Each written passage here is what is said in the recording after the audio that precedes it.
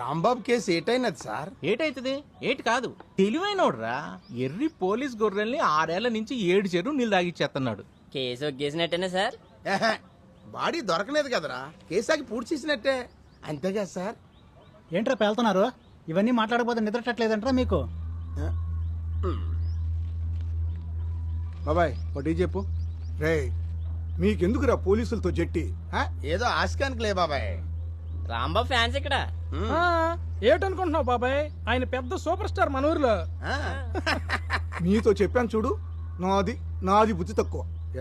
యాదవులని పోలీసులు కేసుని ఇంకా వదలలేదురా. కిందటి నెలలో మన మోహన్ కలిశారట. ఏ మోహను? అదే మన రాంబాబు కేబుల్ ఆఫీస్ లేదు, అందులో పనిచేసేవాడే. గొడవాడి పారిపోనాడు. ఆడే ఆడింటికి పోలీసులు వెళ్ళి రాంబాబు గురించి ఎంక్వైరీ చేశారంట. ఏటో డీటెయిల్స్ ఏం చెప్పలేదంట, కేసు మాత్రం ఓపెన్లో ఉందన్నారంట.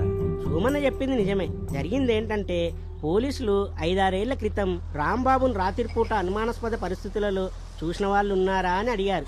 అది సంగతి. ఎహె, ఈ పోలీస్ పుష్పాలు రాంబాబుని ఏటి పీకనేవరా? ఎందుకంటే మన రాంబాబు రేంజ్ అంత పెరిగిపోన్నది కదా మరి.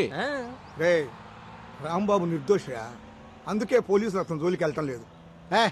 నిర్దోషి నేను ఖచ్చితంగా చెప్పగలను, వాడే చంపాడు.